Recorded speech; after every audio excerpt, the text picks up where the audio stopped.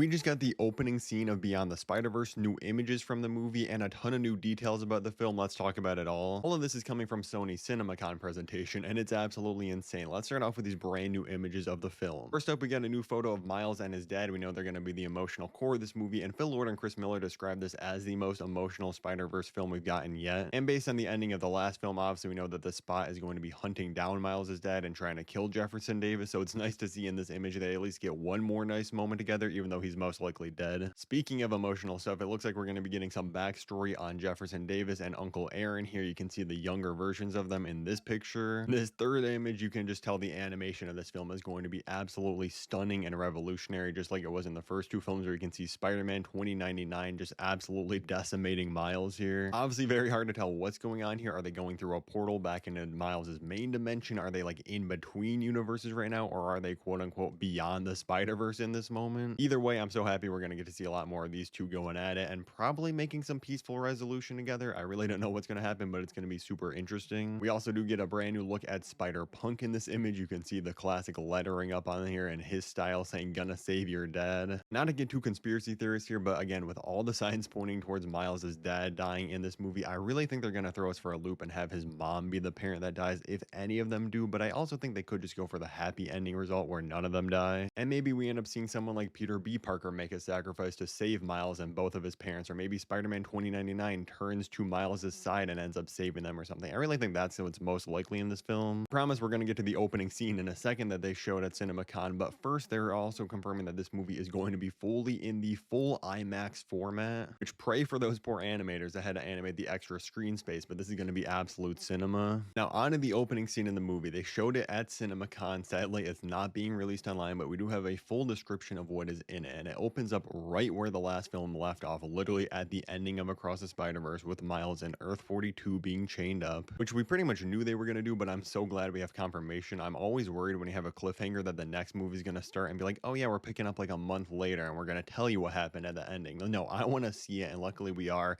We do know that Miles from Earth 42 makes fun of our main universe Miles in this scene for not saying Morales with the right accent. Then we see our Miles, who is chained up, trying to explain to the other Miles and Aaron what canon events are and explain the fact that his dad is in another universe and that he is at risk of dying right now, that they should let him go.